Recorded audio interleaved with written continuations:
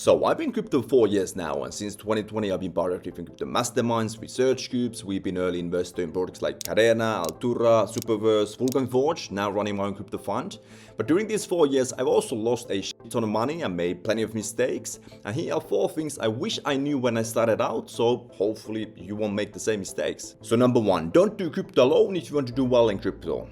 So I generally think that with the right group of people, you can literally become this so-called powerhouse together. You can think of it like a video game where you daily hang out online and offline with like-minded people, you level up your skills and income. And I really understood the beauty and value of this after joining one of my first crypto masterminds back in 2020. The first one I joined was more crypto-specific one, hosted by a guy called Sebastian, one of the most hard-working, phenomenal guys I've ever met. Soon after that, I also joined one other mastermind, hosted by a guy called Charlie Morgan. This was more online business-focused, called Imperium Mastermind, and in total I paid like 8k to join these 2 different masterminds if I do remember right. But yeah, after going through these masterminds / networking groups, whatever you want to call them, and spending time with the people, I've noticed that with the right group of people, you can literally become this so-called powerhouse together, which makes the journey, whatever that journey is for you, for me it was crypto online business, a lot more fun and easier. I get to hang online and offline with like-minded people, bounce ideas with them, keep each other accountable, and brutally call out each other on our blind spots, which was and still is fucking priceless in my opinion. And I noticed that things got even more interesting when I managed to group up with people that were way ahead of me. Firstly, because I got to see really close up what's possible, for example in terms of income. And secondly, many of the people that were way ahead of me already had solutions to the many of the obstacles that I was struggling with. So I could just go to them, ask my question via call or a message or a question inside the group,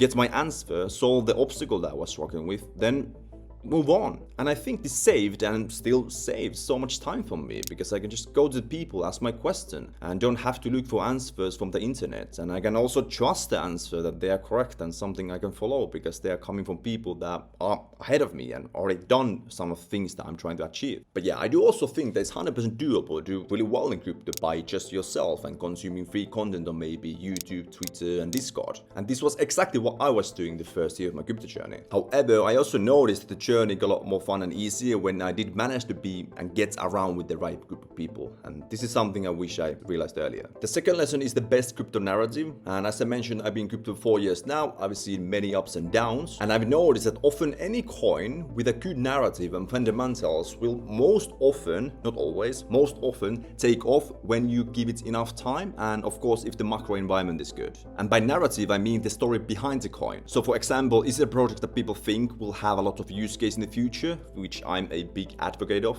And by fundamentals, I mean like the product, the marketing, the founding team, the tokenomics, and so on. I've noticed that the hardest thing is obviously being early in these kind of quality projects. And I've learned that pretty much the only way you'll get to be early and make these quality investment decisions is when you are staying on top of things and really understand the market that you're investing in. And I think the only way to achieve this is by just notoriously studying 1 or 2 max crypto categories and becoming really fucking good at them. Especially if you don't have a team behind you, because I've noticed that it often takes multiple, even years, to become really good at just one market and stay on top of things and maintain your advantage there. So trying to do that in multiple markets at the same time is like trying to run multiple businesses at the same time, which is freaking hard.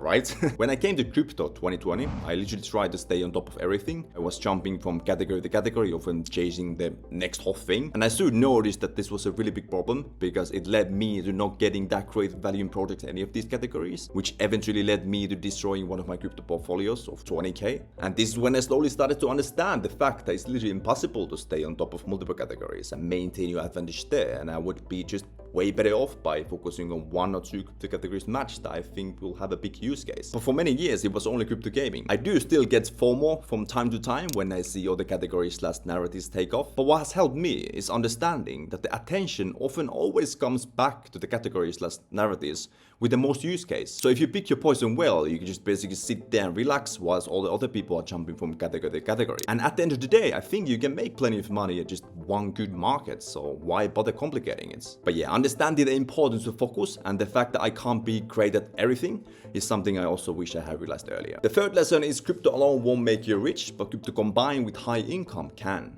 And Sebastian, the host of the Crypto Mastermind that I previously mentioned and I joined back in 2020-21, really helped me understand this lesson. And when I first got into crypto in 2020, my game plan was just to literally buy a few quality projects that would do 100x, and I would repeat that few times and I'd be set for life. About half a year into my journey, I started to realize that this was a little bit more harder than I expected. The hardest thing was to get into great projects early that would later on do those 10 and 100x's. However, I started to slowly understand that it was and still is freaking really hard to predict which projects do take off and when, and that those 10x, 100x things do not happen as often as we like to believe. Because it takes a lot of time for crypto companies to build great products that would then attract users and then attract attention to the project and its coin price. And most of crypto projects' performance is heavily dependent on what Bitcoin is doing, and Bitcoin is dependent on what's the sentiment in S&P 500 and the overall macro environment. And if they do not happen to be that great for a while, crypto can be a really hard place to make any real money, and those are also things we can't really affect or control in any way. Soon after that, another thing I realized that if those 10x, 100x things that got me into crypto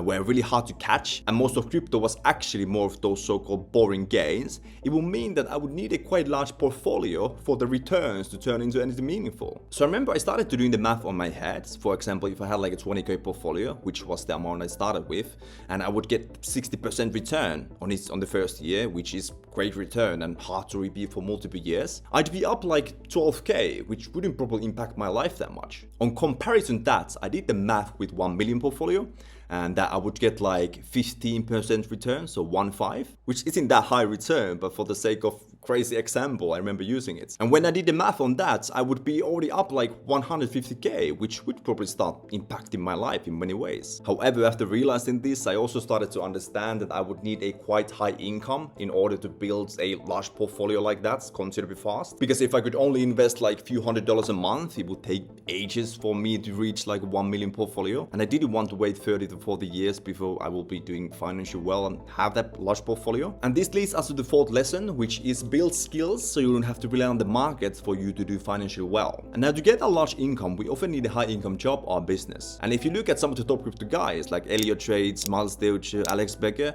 they all have something they are building and making good money from. And I would bet that they do make most of the money from their actual business, not crypto. This was also a common theme I noticed in many of these crypto masterminds that I later joined. Many of these guys and girls with the multi 7 or 8 figure portfolios often had a business or a high income job, which then allowed them to plow multiple thousands to the quality projects that they had most conviction on and build a large portfolio that then started to have impact in their lives. And more importantly, I've noticed that many of them were extremely calm even during the volatile times because they knew that crypto wasn't their primary source of income or the way they paid their bills. Now I learned that in order for us to get paid, we need to develop our skills and create some sort of value in the marketplace. And value is created when problems are solved, and the bigger and more problems we solve, the more we often get paid. Luckily, there are plenty of things we can do to create value and solve problems for the marketplace for us to get paid and to get our income up and eventually build that large crypto portfolio, whatever that goal is for you. And since most people watching this channel are probably crypto enthusiasts, we can use that as an example. So you could build a crypto following, then sell ad space for crypto companies, or you could start a crypto newsletter, you could start a crypto research group,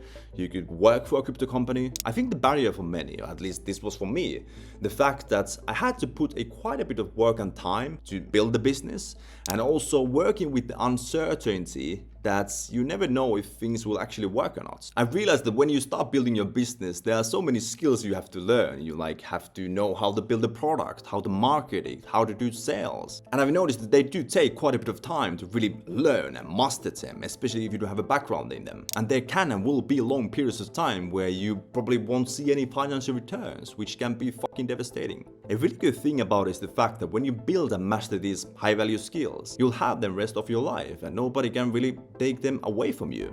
And as long as this world keeps spreading, there will be demand for these skills and you can basically always tap into them to make some money. And also building a business or having a high income job is literally the only and most predictable way for you to build a large portfolio considerably fast, in my opinion. Along with that, after all, I think we men are the happiest when we are building something cool with cool people, things that we find meaningful, and we crush obstacles and challenges. Progress makes us feel alive, right? And luckily life is not binary, so you can do beautifully do both at the same time, so you can build your business or have a high income job and also do investing. After all, long-term investing doesn't really require that much time, but I think the priority order of the two, so building a business or investing, should be really considered. And I think the acquiring income should always come first, unless you already have a shit ton of money, because again, the high income really helps you build a large portfolio faster. Oh, that's what I've noticed. But yeah, I have nothing else to add. Hope you found this quick video valuable. Let's go from here.